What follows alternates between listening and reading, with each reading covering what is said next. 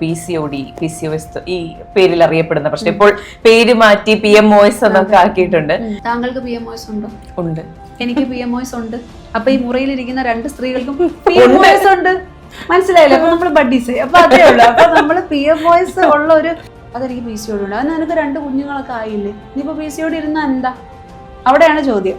ഇനി കുഞ്ഞുങ്ങൾ വേണ്ടല്ലോ. PCOD has long term effects. എന്തൊക്കെയാണ് ആ ലോങ് ടേം ഇഫക്ട്സ് എന്ന് പറയുന്നത്? കാർഡിയോവാസ്കുലർ ഇൻസിഡൻസ്, അതായത് ഹാർട്ട് അറ്റാക്ക് പോലുള്ള കാര്യങ്ങൾ സ്ത്രീകൾ, അതും ഒരുപാട് ഏജ് ആവണ്ട, late 40s or 50s. Manju വാര്യറിന് 52 വയസ്സേ ഉള്ളൂ. ഓർക്കണം, 52 ഒന്നും ഇപ്പൊ ഒരു പ്രായമേ അല്ല. മനസ്സിലായില്ലേ? അതുപോലെ തന്നെ നിങ്ങൾക്ക് നെർവസ് സിസ്റ്റത്തിലേക്ക് വരികയാണെങ്കിൽ പെട്ടെന്നുള്ള ഓർമ്മക്കുറവുകൾ, ഡിമെൻഷ്യാസ് വരാം. മുറിയിലേക്ക് ഒരു സാധനം എടുക്കാനായിട്ട് കയറി, അല്ലെങ്കിൽ എന്തെങ്കിലും എഴുതാനായിട്ട് കയറി, എന്തോ തന്നെ ഞാനിവിടെ വന്നേ, എന്തോ ഞാനിപ്പോ ഫോൺ ഇപ്പൊ ആരുടെ നമ്പറിൽ എന്തോ മെസ്സേജ് ഇടാനായിരുന്നു. നിന്റെ അടുത്ത് എത്ര പറഞ്ഞാലും നിനക്ക് ഓർമ്മ കിട്ടത്തില്ല. അത് പറയുന്ന ഭർത്താക്കന്മാർ നടന്ന സംഭവങ്ങൾ മറന്നുപോകും. ആ PMOS ഉള്ള ഭാര്യയുടെ ഒരു അവസ്ഥയാണത്. പിന്നെ അതിഭയങ്കരമായ മൂഡ് സ്വിങ്സ്. ഇപ്പോൾ ഒരുവിധം കുറെ പെൺകുട്ടികളും സ്ത്രീകളും നേരിടുന്ന ഒരു വലിയ പ്രശ്നമാണ് PCOD, PCOS ഈ പേരിൽ അറിയപ്പെടുന്ന പ്രശ്നം. ഇപ്പോൾ പേര് മാറ്റി PMOS എന്നൊക്കെ ആക്കിയിട്ടുണ്ട്. ഇത് ശരിക്കും റിവേഴ്സ് ചെയ്യാൻ പറ്റുന്ന ഒരു കണ്ടീഷൻ ആണോ? PMOS എന്ന് പറയുന്നത് റിവേഴ്സ് ചെയ്യാനും കൺട്രോൾ ചെയ്യാനും പറ്റുന്ന ഒരു കാര്യമാണ്. നല്ല ഫുൾ ബ്ലോൺ PCOS ആണെങ്കിൽ നമുക്ക് കംപ്ലീറ്റ് ആയിട്ട് ക്യൂർ ചെയ്യൽ പോസിബിൾ അല്ല. ബട്ട് ഡയബറ്റിസ് പോലെ തന്നെ വെൽ കൺട്രോൾ ചെയ്യാൻ പറ്റുന്ന ഒരു കാര്യമാണ് PMOS എന്ന് പറയുന്നത്. ഇപ്പൊ ഈ PCOS എന്ന് പറയുന്ന പേരൊരു മിസ്നോമറാണ്. പോളിസിസ്റ്റിക് ഒവേറിയൻ ഡിസീസ് അല്ലെ? അതിന് ഓവറിയിൽ അവിടെ സിസ്റ്റ് ഇല്ല, അത് സിസ്റ്റ് അല്ല. അതാണ് ഇതൊരു മിസ്നോമർ എന്ന് പറയുന്നത്. ഏകദേശം 10-14 കൊല്ലത്തെ സ്റ്റഡീസിന്റെ ബേസിസിൽ ഒരുപാട് ഇന്റർനാഷണൽ മെഡിക്കൽ ബോഡീസ് ചേർന്നിട്ടാണ് ഇപ്പൊ PMOS എന്ന് പറയുന്ന പേരിലേക്ക് നമ്മൾ കൊണ്ടുവന്ന് എത്തിച്ചേക്കുന്നത്. നമുക്ക് ഓരോ സ്ത്രീക്കും PMOSന്റെ എക്സ്പ്രഷൻ വേറെ രീതിയിലാണ്. വളരെ വാസ്റ്റ് ആണ് ഈ ടോപ്പിക്. നമ്മൾ വായിച്ചും പഠിച്ചും മനസ്സിലാക്കിയും തീരില്ല PMOS. അപ്പൊ PMOS എന്ന് പറയുന്ന പേരിനെ നമുക്കൊന്ന് ഡീകോഡ് ചെയ്ത് നോക്കാം. അതായത് PMOS, that is poly endocrinal metabolic ovarian syndrome. Poly endocrine എന്ന് വെച്ചാൽ എന്താണ്? ഒന്നിൽ കൂടുതൽ ഗ്രന്ഥികളെ അഫക്റ്റ്, ഗ്രന്ഥിയാണ് എൻഡോക്രൈൻ എന്ന് പറയുന്നത്. സോ ഒന്നിൽ കൂടുതൽ ഗ്രന്ഥികളെ അഫക്റ്റ് ചെയ്യുന്ന മെറ്റബോളിസം, അതായത് സെല്ലുലാർ ലെവലില് നടക്കുന്ന പ്രോസസ്സിനെയാണ് മെറ്റബോളിസം എന്ന് പറഞ്ഞാൽ. അതിനെ താത്തിക്കെട്ടുന്ന ഓവറിയെയും ബാധിക്കുന്ന സിൻഡ്രോം എന്ന് പറഞ്ഞാൽ എന്താണ്? ഒന്നിൽ കൂടുതൽ ശരീരത്തിലെ സിസ്റ്റങ്ങളെ അഫക്റ്റ് ചെയ്യുന്ന reproductive system, nervous system, digestive system, ഡയബറ്റീസിനെ കൺട്രോൾ ചെയ്യാനുള്ള ഷുഗർ ലെവലിന്റെ സിസ്റ്റം, ഇതിനെല്ലാം ബാധിക്കുന്ന, ഈവൻ യുവർ കാർഡിയോവാസ്കുലർ സിസ്റ്റം, ഇതിനെല്ലാം ബാധിക്കുന്ന ഒരു രോഗമാണ് PMOS എന്ന് പറയുന്നത്. ഇതുള്ള ആൾക്കാർ ഇപ്പോൾ വളരെ കൂടുതലാണ്. താങ്കൾക്ക് PMOS ഉണ്ടോ? ഉണ്ട്. എനിക്ക് PMOS ഉണ്ട്. അപ്പൊ ഈ മുറിയിലിരിക്കുന്ന 2 സ്ത്രീകൾക്കും PMOS ഉണ്ട്. മനസ്സിലായില്ലേ? അപ്പൊ നമ്മൾ ബഡ്ഡീസ്. അപ്പൊ അതേ ഉള്ളു. അപ്പൊ നമ്മള് PMOS ഉള്ള ഒരു ഇത് ഞാൻ എടുത്തു പറയാൻ കാരണം, OPയിൽ കഴിഞ്ഞ ദിവസം ഒരു she's an educated, well educated 32 year ഏതോ സ്കൂളില് ഒരു ഹൈസ്കൂൾ ടീച്ചറാണ്. പക്ഷെ പുള്ളിക്കാരത്തിയുടെ ഭർത്താവ് നിരന്തരമായി നിനക്ക് അസുഖം, ഷീ ഈസ് ഹാവിങ് PMOS, അല്ലാതെ അവർക്ക് വേറൊരു കുഴപ്പമില്ല, വിച്ച് ഇസ് റിവേഴ്സിബിൾ. അതിന് അവർക്ക് സപ്പോർട്ട് കൊടുക്കാതെ അവരെ ഇങ്ങനെ, നിനക്ക് ഇങ്ങനെ ആയതുകൊണ്ടാണ് എനിക്ക് കുഞ്ഞുണ്ടാവാത്തത്, അങ്ങനെ ഒരു ചിന്താഗതിയിൽ പുരുഷന്മാര് കല്യാണം കഴിക്കാൻ നിൽക്കേണ്ട. കാരണം 5-ൽ 1 സ്ത്രീക്ക് PMOS ഉണ്ട്. അപ്പൊ നിങ്ങൾ പെണ്ണ് കണ്ട് അല്ലെങ്കിൽ നിങ്ങൾ ഡേറ്റ് ചെയ്ത് ഏതെങ്കിലും അതെന്തായാലും കാണാം. അപ്പൊ അതുകൊണ്ട് PMOSനെ നമ്മളൊരു എന്താ പറയുക സ്റ്റിഗ്മയായിട്ട് കണ്ട് ഒരു രോഗിയാണ്, കുട്ടിയാവില്ല, അങ്ങനെയൊക്കെ ചിന്തിക്കരുത്. അത് പ്രബുദ്ധരായ മലയാളികളുടെ വിഡിത്തമായി പോകും. അങ്ങനെ ചെയ്യരുത്. PMOS is very much controllable, is life style disease ആണ്. അതുകൊണ്ട് തന്നെ നിങ്ങളുടെ കയ്യിലാണ് എൻ്റെ കൺട്രോൾ ഇരിക്കുന്നത്. ഇറ്റ് ഡസൻറ്റ് ഹാവ് മെഡിക്കേഷൻസ് ഇല്ല. നമുക്ക് ആകെപ്പാടെ ചെയ്യാൻ പറ്റുന്നത് പീരിയഡ് റെഗുലർ ആണെങ്കിൽ മെഡിസിൻസ് കൊടുത്ത് റെഗുലറൈസ് ചെയ്യാം. പക്ഷെ ആ മെഡിസിൻ നിർത്തുമ്പോൾ എഗെയിൻ അത് റെഗുലർ ആവും. പിന്നെ നിങ്ങളുടെ ഫുഡ് നിങ്ങൾ കൺട്രോൾ ചെയ്ത് കഴിക്കേണ്ടി വരും. ജങ്ക് ഫുഡ്സും കാര്യങ്ങളും ഒന്നും എടുക്കാൻ പറ്റത്തില്ല. ഇതിനെല്ലാത്തിനും ഒരു കണക്കുണ്ട്. എത്ര പ്രോട്ടീൻ ഒരാൾ എടുക്കണം, എത്ര കാലറി ഒരാൾ എടുക്കണം, എത്ര എക്സർസൈസ് ഒരാൾ ചെയ്യണം, ഇതിനെല്ലാം WHO കണക്കുണ്ട്. ആ കണക്കിൽ കഴിച്ചു കഴിഞ്ഞാൽ PMOS കൺട്രോൾ ചെയ്യാൻ പറ്റും. അപ്പം നിങ്ങൾ ഇതുള്ളൊരു വ്യക്തി മനസ്സിലാക്കേണ്ടത്, ഇൻഫെർട്ടിലിറ്റി എന്ന് പറയുന്നത് PMOS എന്ന് പറയുന്ന ഒരു വലിയ ബുക്കാണെങ്കിൽ അതിൻ്റെ ഒരു ചാപ്റ്റർ മാത്രമാണ് infertility. PMOS is a disease which has short term, അതായത് irregular cycle, infertility, mood swings പോലുള്ള short term as well as long term effects. ആ ലോങ് ടേം ഇഫക്ട്സ് നമ്മൾ പേടിച്ചേ പറ്റൂ. ഇത് ഞാൻ പറയാൻ കാരണം, എനിക്ക് 2 മക്കളായി കഴിഞ്ഞപ്പോൾ എൻ്റെ അച്ഛനോട് ചോദിച്ചു, നീ എന്തോത്തിന് ജിമ്മിലൊക്കെ പോകുന്നേ? അതെനിക്ക് PCOD ഉണ്ട്. അത് നിനക്ക് 2 കുഞ്ഞുങ്ങളൊക്കെ ആയില്ലേ, നീ ഇപ്പോൾ PCOD ഇരുന്ന എന്താ? അവിടെയാണ് ചോദ്യം. ഇനി കുഞ്ഞുങ്ങൾ വേണ്ടല്ലോ. PCOD has long term effects. എന്തൊക്കെയാണ് ആ ലോങ് ടേം ഇഫക്ട്സ് എന്ന് പറയുന്നത്? ഒബേസിറ്റി, അതായത് പൊണ്ണത്തടി grade 1 or 2 or what ever B, obesity issue ഉണ്ടാക്കാം. വിസറൽ ഫാറ്റ് കൂടുന്നത് വഴി ഡയബറ്റിസ്, കാർഡിയോവാസ്കുലർ ഇൻസിഡൻസ്, അതായത് ഹാർട്ട് അറ്റാക്ക് പോലുള്ള കാര്യങ്ങൾ സ്ത്രീകൾ, അതും ഒരുപാട് ഏജ് ആവണ്ട, late 40s or 50s. Manju വാര്യറിന് 52 വയസ്സേ ഉള്ളൂ. ഓർക്കണം, 52 ഒന്നും ഇപ്പോൾ ഒരു പ്രായമേ അല്ല, മനസ്സിലായില്ലേ? അതുപോലെ തന്നെ നിങ്ങൾക്ക് നെർവസ് സിസ്റ്റത്തിലേക്ക് വരികയാണെങ്കിൽ പെട്ടെന്നുള്ള ഓർമ്മക്കുറവുകൾ, ഡിമെൻഷ്യാസ് വരാം. അതിനൊരു സിമ്പിൾ ഒരു ഉദാഹരണമാണ് ഞാൻ പേഷ്യൻസിനോട് ചോദിക്കും. പേഷ്യൻ്റ് ഞെട്ടാറുള്ളൊരു സംഭവമാണ്, മുറിയിലേക്ക് ഒരു സാധനം എടുക്കാനായിട്ട് കയറി, അല്ലെങ്കിൽ എന്തെങ്കിലും എഴുതാനായിട്ട് കയറി, എന്തോ തന്നെ ഞാനിവിടെ വന്നേ, എന്തോ ഞാനിപ്പോൾ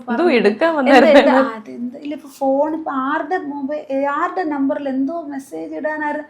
ഇത് നിങ്ങൾക്ക് വന്നിട്ടുണ്ടെങ്കിൽ നിങ്ങൾ ആദ്യം ഇതിനെ ലൈറ്റായിട്ട് കളയും. ഇതൊക്കെ അതിൻ്റെ തുടക്കമാണ്. ഗ്രാജുവലി നിങ്ങൾക്ക് ഓർമ്മക്കുറവ് കൂടും. വീട്ടിൽ അവസാനം അടി ഉണ്ടാവും. നിന്റെ അടുത്ത് എത്ര പറഞ്ഞാലും നിനക്ക് ഓർമ്മ കിട്ടത്തില്ല. അത് പറയുന്ന ഭർത്താക്കന്മാർ ഓർക്കണം, നടന്ന സംഭവങ്ങൾ മറന്നുപോകും. ആ PMOS ഉള്ള ഭാര്യയുടെ ഒരു അവസ്ഥയാണത്.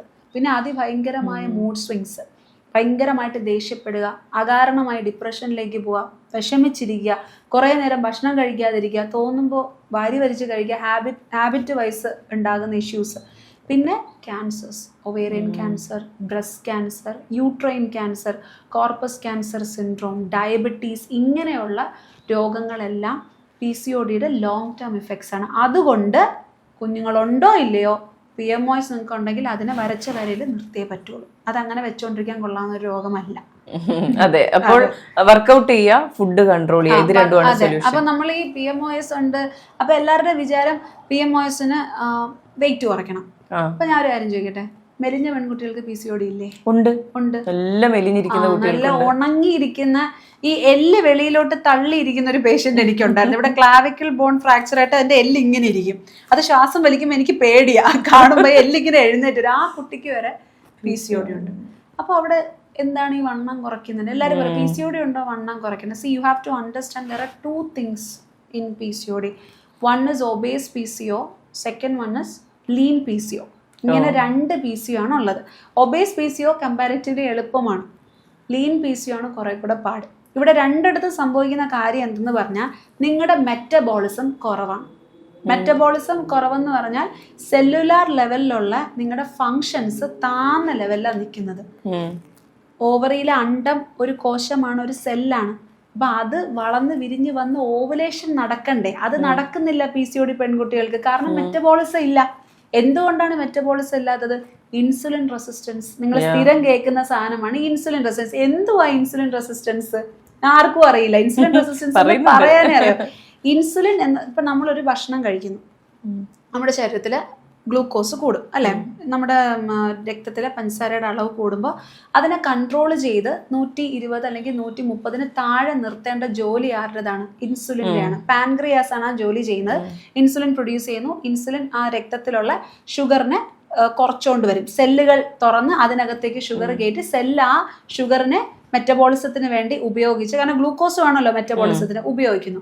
ഈ പ്രക്രിയ നടക്കാത്തതാണ് ഇൻസുലിൻ റെസിസ്റ്റൻസ്. അതായത് ഇൻസുലിൻ പറയുന്നത് കോശങ്ങൾ കേൾക്കുന്നില്ല. ഇപ്പൊ ബ്ലഡിൽ കുറേ ഷുഗർ ഉണ്ട്, പക്ഷെ അത് സെല്ലിലേക്ക് കയറിയാലേ മെറ്റബോളിസം നടക്കും. സെല്ലിലേക്ക് കയറണം എന്നുണ്ടെങ്കിൽ ഇൻസുലിൻ സെല്ലിനോട് പറയും, എടേ ആ ഷുഗർ നീ എടുക്ക്. പക്ഷെ അത് ആര് കേൾക്കില്ല? സെല്ല് കേൾക്കില്ല. റെസിസ്റ്റന്റ് ടു ഇൻസുലിൻ പറഞ്ഞാൽ കേൾക്കില്ല. അപ്പൊ ഇൻസുലിൻ പറയുന്നത് കോശങ്ങൾ കേട്ടാൽ മാത്രമേ ഈ ഗ്ലൂക്കോസ് രക്തത്തിൽ നിന്നും സെല്ലിനകത്തേക്ക് കയറുള്ളൂ. സെല്ലിനകത്ത് ഈ ഗ്ലൂക്കോസ് കിട്ടിയാലേ മെറ്റബോളിസം നടക്കുള്ളൂ. അപ്പൊ ഇൻസുലിൻ റെസിസ്റ്റൻസ് കുറച്ച് ഇൻസുലിൻ സെൻസിറ്റിവിറ്റി കൂട്ടാനാണ് നിങ്ങൾക്ക് സ്ഥിരം മെറ്റ്ഫോർമിൻ ടാബ്ലറ്റ് തരുന്നത്. എല്ലാ PCOക്കാരുടെ കയ്യിലുണ്ട് മെറ്റ്ഫോർമിൻ. പക്ഷെ മെറ്റ്ഫോർമിൻ മാത്രം കഴിച്ചോട്ടെന്നും പറഞ്ഞിട്ട് നിങ്ങളുടെ ഇൻസുലിൻ റെസിസ്റ്റൻസ് മാറില്ല. ഇൻസുലിൻ റെസിസ്റ്റൻസ് നമുക്ക് കുറയ്ക്കാൻ പറ്റുന്ന ഒരു അടിപൊളി ഓർഗൻ നമ്മുടെ ബോഡിയിലുണ്ട്.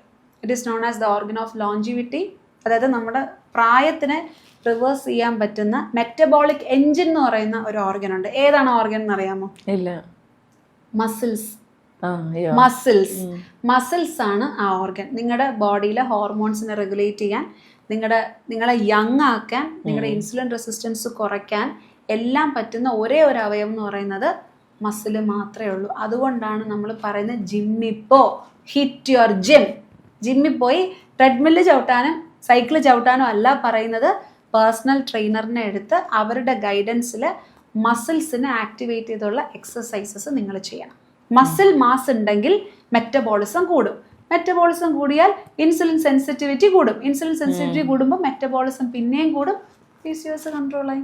സിമ്പിൾ, അത്രേ ഉള്ളൂ. അതുകൊണ്ട് മെലിഞ്ഞ പെൺകുട്ടികൾക്ക് മസിൽ മാസ് വളരെ കുറവായതുകൊണ്ടാണ് അവർക്ക് മെറ്റബോളിസം ഇല്ലാത്തത്. മറ്റവർക്ക് ഫാറ്റ് കൂടി നിൽക്കുന്നതുകൊണ്ടാണ് മെറ്റബോളിസം കുറയുന്നത്. അപ്പൊ അവരുടെ ഫാറ്റും കട്ട് ചെയ്യണം, മസിലും ബിൽഡ് ചെയ്യണം, ഇവരുടെ മസിൽ മാസും ബിൽഡ് ചെയ്ത് കൊടുക്കണം. അങ്ങനെ ഈ രണ്ടുപേരെയും കഴിപ്പിക്കേണ്ടതും വർക്കൗട്ട് ചെയ്യിപ്പിക്കേണ്ട രീതിയും രണ്ട് ആണ്. അല്ലാതെ എല്ലാവരും PCOക്ക് പോയി വെയിറ്റ് കുറച്ച് മെറ്റ്ഫോർമിനും കഴിച്ചുകൊണ്ടിരുന്നിട്ട് കാര്യമില്ല.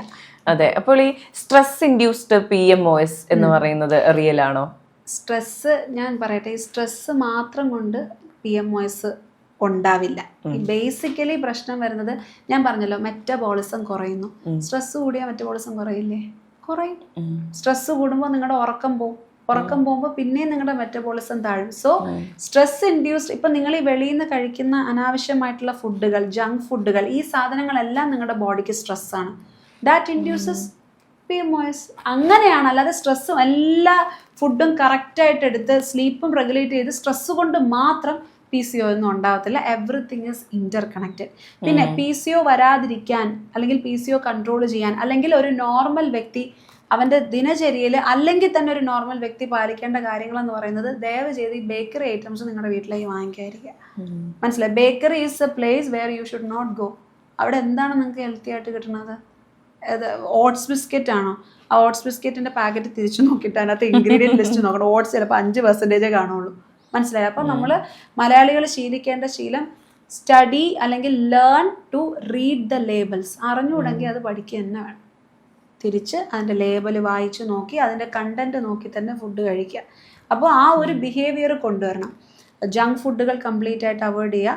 തട്ടുകട ഫുഡ് മാക്സിമം ഈസിലി അവൈലബിൾ തട്ടുകട ഫുഡുകൾ കുറയ്ക്കുക. നിങ്ങൾ ന്യൂട്രീഷ്യസ് ആയിട്ടുള്ള ഫുഡ് നിങ്ങൾ ഇൻക്ലൂഡ് ചെയ്യുക. നിങ്ങളുടെ മീല് 3 ഡിവൈഡ് ചെയ്യുക. Meal 1, meal 2 and meal 3. ഓരോ മീലിലും 30 grams എങ്കിലും പ്രോട്ടീൻ ഇൻക്ലൂഡ് ആവുന്ന രീതിയിൽ നിങ്ങളുടെ ഡയറ്റിനെ നിങ്ങൾ റീഅറേഞ്ച് ചെയ്യുക. അതിൻ്റെ കൂടെ നിങ്ങൾ ആഴ്ചയിൽ 4 തവണ സ്ട്രെങ്ത് ട്രെയിനിങ് ചെയ്യുക.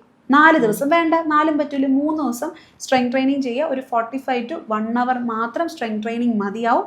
അതിൻ്റെ കൂടെ നിങ്ങൾ കാർഡിയോ വർക്കൗട്ട് ചെയ്യേണ്ടത് 150 minutes പെർ വീക്ക്. കേൾക്കുമ്പോൾ കോംപ്ലിക്കേറ്റഡ് ആയിട്ട് തോന്നും, സിമ്പിളാണ്.